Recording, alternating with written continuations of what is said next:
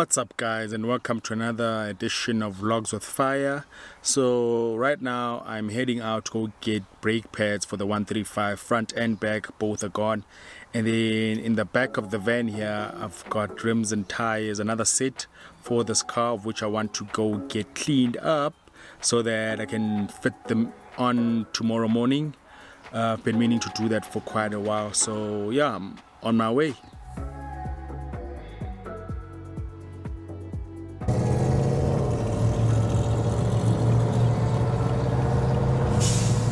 Okay guys, I do not know what that car is, but anyway, I've asked the guy to just, yeah, if I could just see it. I mean, when you don't see such every day, heard some rumbling there, I don't know what it's got in there. It's a two-door left hand, indicators are red. Wow, okay, interesting.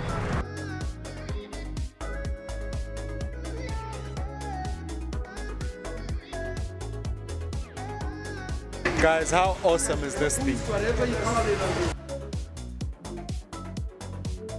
Yeah, there's no more nationals in drag racing anymore. But when we were racing nationals, we are the quickest senior eliminator car, which is 6.99 to 328 k's an hour. But I'll show you that footage when we see each other. So I was just on the road, and yeah, fortunately the guy is not too far from here.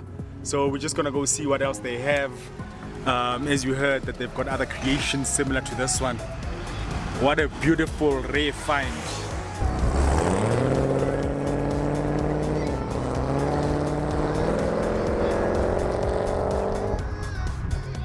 Woo!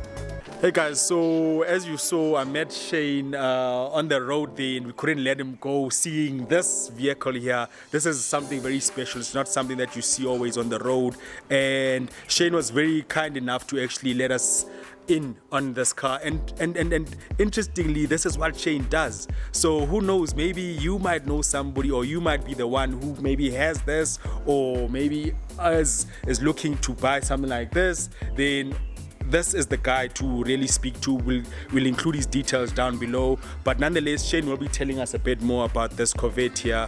Okay, so first of all, it's a 1980 C3 Corvette Stingray. It's got a wide body kit on it. You can see over here the car's been blown apart wider. It's what they call a Greenwood body kit. I think maybe if there's two of them in the country, you'd probably be lucky. So basically we started with this car where we done the suspension first. We put polyurethane bushes in it. We did aftermarket brakes. High-tech mag repairs basically made these rims. So they cut the rims. That originally was a front wheel. You can see by here, the face of the wheel was originally here. And they put this band in it. That's a 335 20-inch. You don't really realize how big that wheel is until it's off. So the wheels were custom made to the body to make sure that everything lines up. The suspension's been done, the brakes have been done. Then after that, we've driven the car because it's fiberglass. So all these vets from the factories are fiberglass up until the C3s. The C4s was a different composite, but this is all fiberglass. Everyone thinks it's a kit car. They came from the factory like this as fiberglass. Then what happened was, once we've driven it and made sure nothing's catching, we then blew the whole car apart, took the engine out, the gearbox, stripped the whole interior, and then it went to the paint shop, and it was at the paint shop for about 6-7 months. After that, sprayed it, came back, 383 engine, so that's a high performance motor. That's about 550 horsepower. The gearbox has been done to handle that horsepower. It's neatened up the wiring loom. We put aftermarket ignition system in it. We put a hydro booster in it. So wherever we can better the performance of the vehicle, the braking of the vehicle, the stopping and the handling, we will. Because if you're going to spend a lot of money on a car like this, you want to enjoy it. So I believe I don't want to build period correct cars. I want to build cars that you can actually enjoy and perform, and it'll handle. And this has probably been about 2 years, but not constant 2 years, because it's been at the panel shop, the upholstery's been done, you know, so it's consolidating that time. I think in a nutshell, if you have to take the whole amount of time and consolidate it together, maybe under a year. That is what we've done. This is a customized one.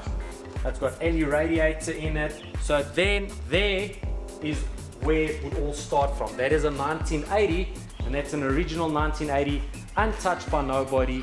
and we'll end up doing brakes and refurbishing that one, but we're probably not going to go as wild as this. We'll probably put a set of mag wheels on it and we'll make a classic out of that. So that's the next build that we do.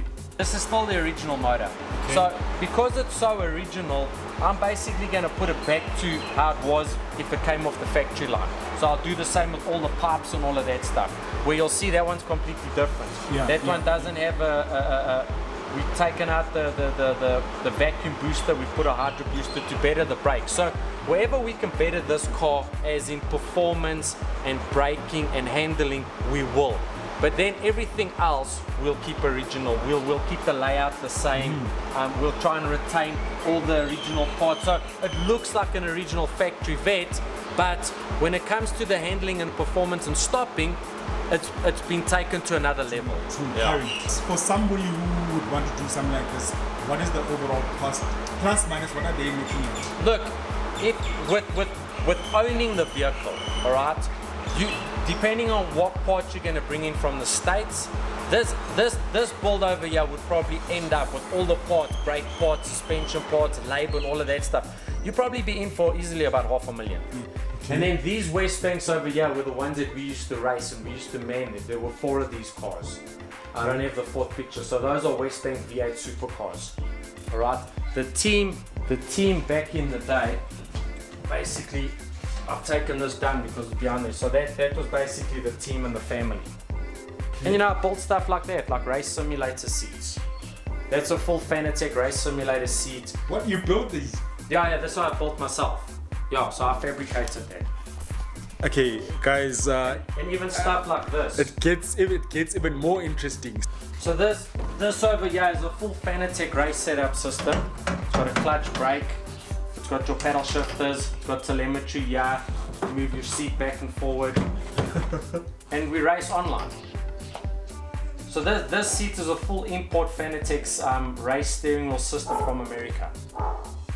And then I fabricated it into this tube frame over here, and you know, it makes it look nice because, you know, even if you have a look at the plating over here, you know, I mean, look at the seat here, right here. So when he's gaming, everything is here. So you'll see here. Have a look at this.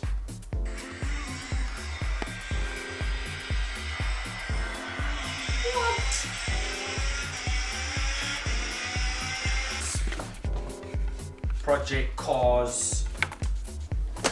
So there's a lot of online games. So the only games you play I see here is car games, and I do a lot of more modern warfare and stuff like that. Okay, as well, but mostly. Yeah. Thank you very much, Shane, for that. And guys, as you heard, this is what Shane and team does, and this is really awesome stuff to see such. Hopefully they will get some business from me. Nonetheless, thank you for watching, and I'll see you on the next one. Cheers.